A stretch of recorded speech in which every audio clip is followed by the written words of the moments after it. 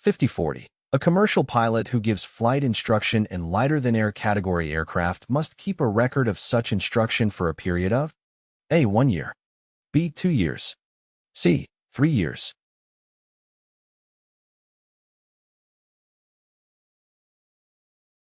The correct answer is C. According to FAAF AR 61.51, a commercial pilot who provides flight instruction in lighter-than-air category aircraft must maintain a record of such instruction for a period of 3 years.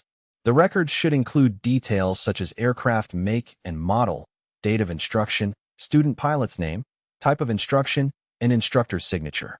These requirements apply to all commercial pilots and aim to ensure compliance with FAA training and testing regulations.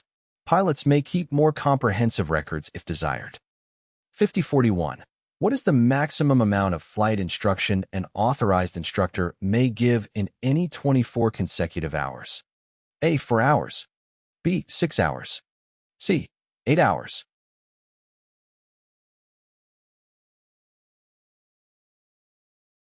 The correct answer is C. According to the U.S. Federal Aviation Regulations, FARs, specifically 14 CFR 61.195, C, the maximum amount of flight instruction an authorized instructor may give in any 24 consecutive hours is 8 hours. This limitation is in place to ensure that flight instructors do not exceed a certain threshold of instructional activity within a 24-hour period, allowing for adequate rest and fatigue management. 5042. A student pilot may not operate a balloon in solo flight unless that pilot has A. Made and logged at least 10 balloon flights under the supervision of an authorized instructor, B. Received and jogged flight training from an authorized instructor and demonstrated satisfactory proficiency and safety on the required maneuvers and procedures, C. Received a minimum of 5 hours of flight training in a balloon from an authorized instructor.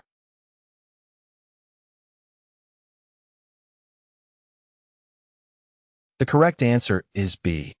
According to FAAF AR 61.87, a student pilot may operate a balloon in solo flight after receiving flight training from an authorized instructor on specific subjects, demonstrating proficiency in required maneuvers and procedures, and having the necessary knowledge. The training includes takeoffs and landings, a minimum 1-hour flight, maneuvers, and knowledge of balloon flight principles, weather conditions, and regulations. The student pilot must be endorsed by their instructor in their logbook, which includes details such as balloon make and model, date of endorsement, and instructor's signature and certificate number. Additional training beyond the minimum requirements is encouraged for increased safety and proficiency. 5048.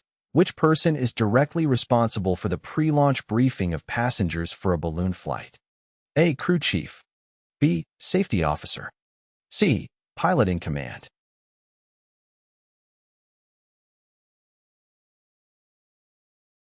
The correct answer is C.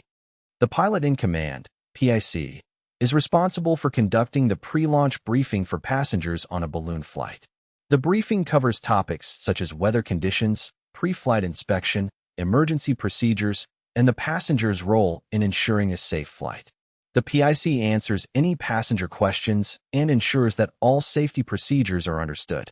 While the crew chief and safety officer may assist, the PIC holds ultimate responsibility for the briefing. 5057.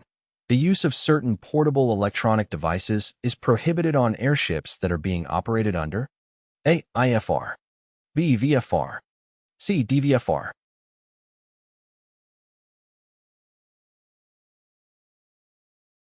The correct answer is A.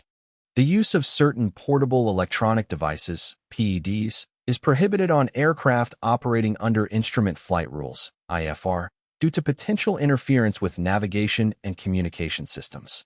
The FAA maintains a list of prohibited PEDs, including cell phones and laptops.